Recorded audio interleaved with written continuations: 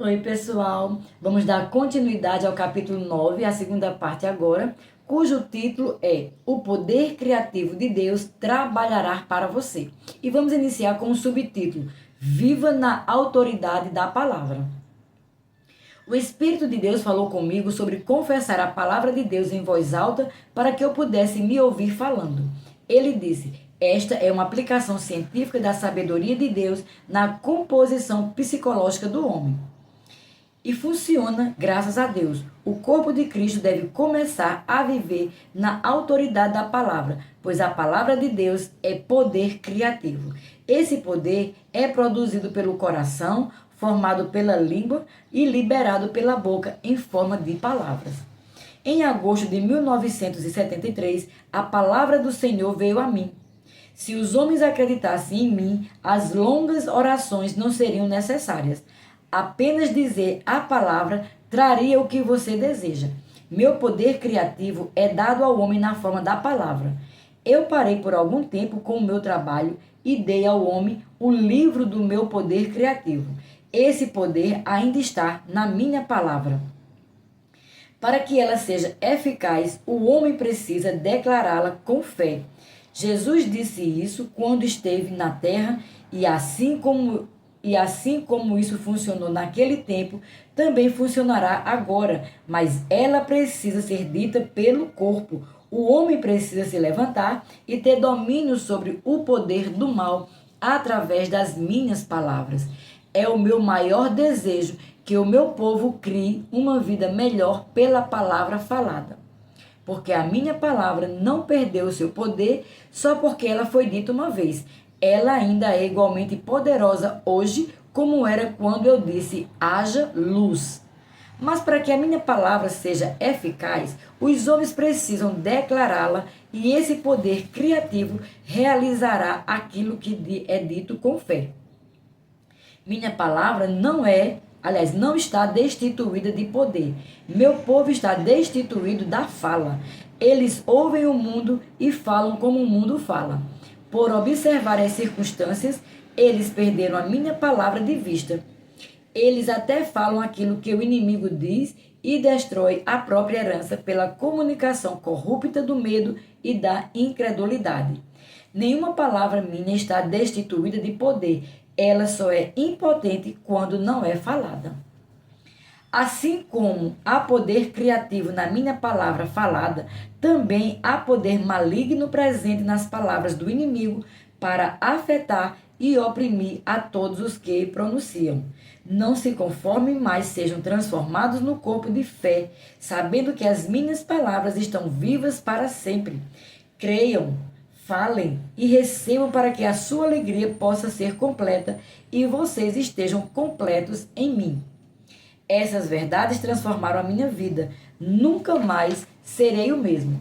Você nunca mais será o mesmo depois de aprender os princípios de fé de Marcos 11, 23, 24, Mateus 17, 20 e Salmo 107, verso 2.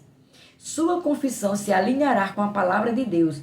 Você terá aprendido a liberar a habilidade de Deus dentro de você pela palavra falada. Confesse a vitória diante da aparente derrota. Confesse a abundância diante da aparente falta. Até mesmo ao ler isto, pode parecer que existem necessidades prementes, mas o meu Deus é poderoso e ele o livrará.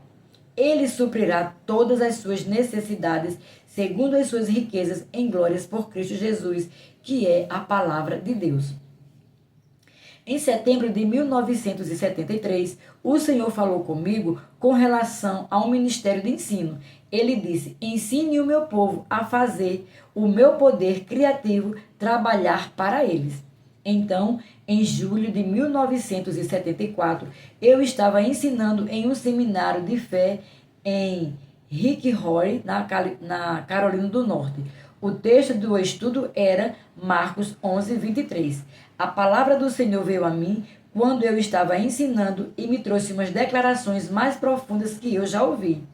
Ela era simples, mas afinal, Jesus nunca fez nada que fosse difícil de compreender. Ele é tão simples que quase parece tolice, mas transformou muitas vidas e transformará a sua quando você a receber. Vamos colocá-la no texto do qual ele falou. Porque em verdade vos afirmo que se alguém disser a este monte, ergue-te e lança-te no mar, e não duvidar no seu coração, mas crê que se fará o que diz, assim será com ele. Marcos 11, 23.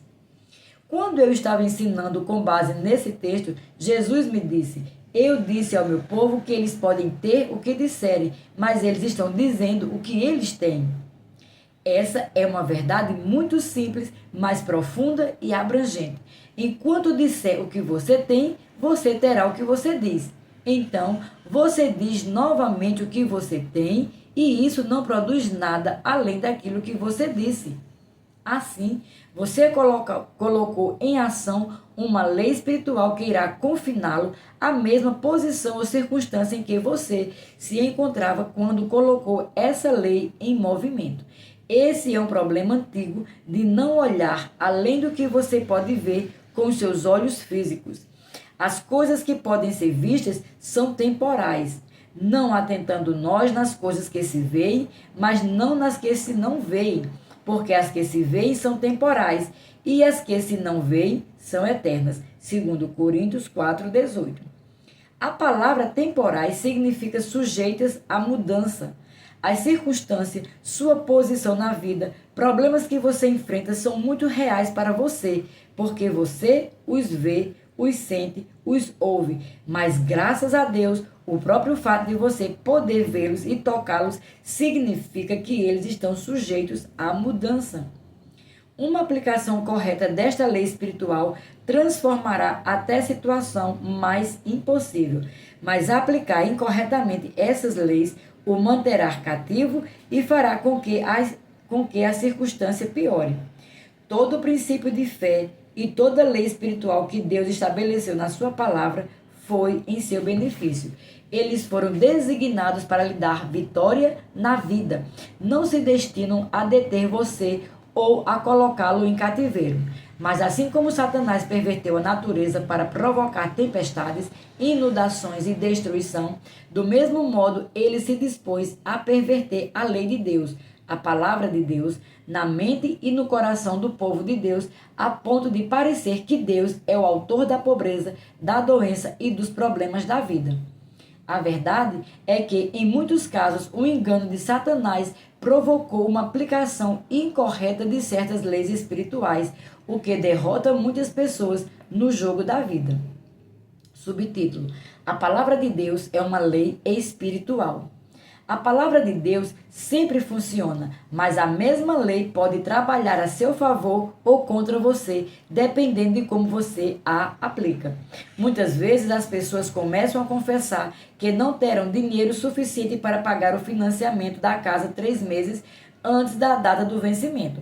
Elas confessam a falta e a incapacidade de conseguir o dinheiro várias vezes por dia, até que, finalmente, a data chega.